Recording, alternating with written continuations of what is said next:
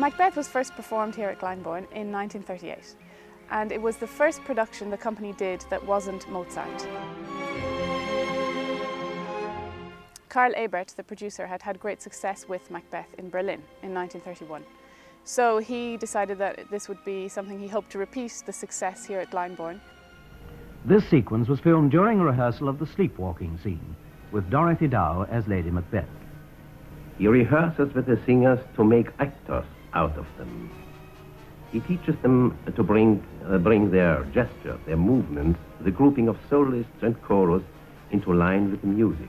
The first Glyndebourne Macbeth, of course, only exists now through photographs. So as a researcher, one of the challenges is that I can't see how the people moved. The style seems to have been a very subtle and quite intense acting style, and certainly very concerned with the relationships between people and how they interact.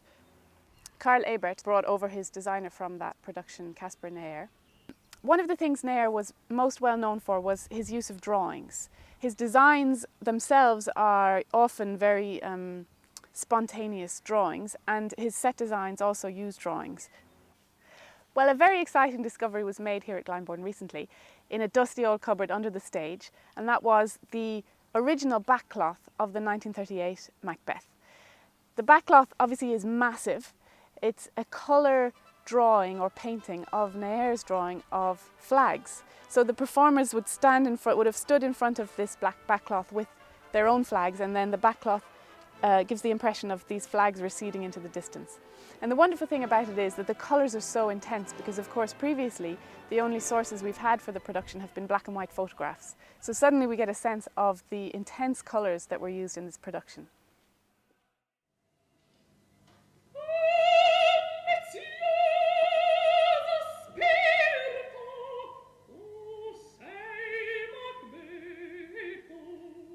The 1964 production was directed by Franco Enriquez and designed by Emanuele Luzzati. Luzzati's designs for the 1964 Macbeth really are very pictorial, almost as though they're paintings. The production functions, you could say, as a series of tableaux, how the people are on stage, but also the designs, the costumes and the set.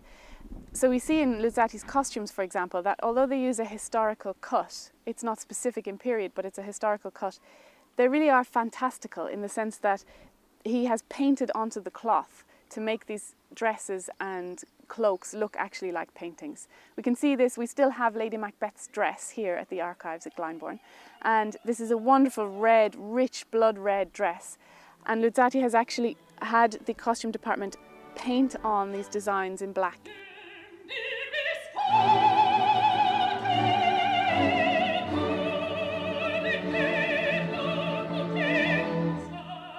What we find in the middle period production is that the gestures are very exaggerated. We've got some photographs of performers doing things like this, really very expressionistic, if you like, and certainly not naturalistic, very stylized.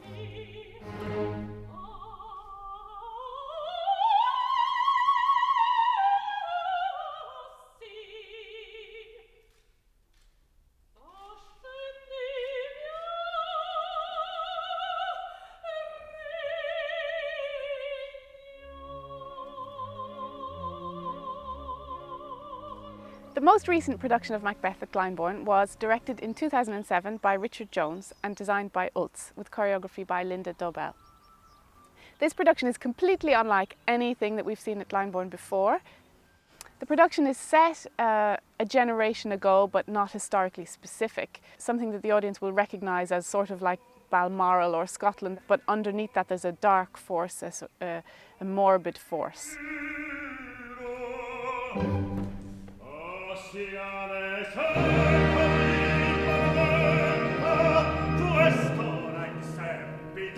Geoffrey Dalton, who was Richard's assistant, revived the production for the tour in 2007, and he will do so again for this production in 2010.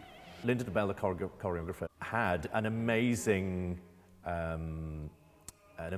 eye for movement, especially in the way that Richard likes it, which is a lot of people standing in this show, a lot of people standing together doing movements all the same at exactly the same time. So it's a lot of people being perfectly synchronized with one another.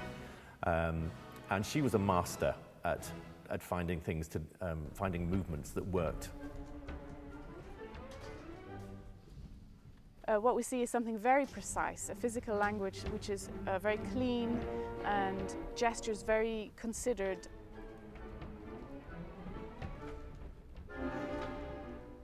So if you like, we could say that we're seeing almost a return to an aesthetic of an earlier time.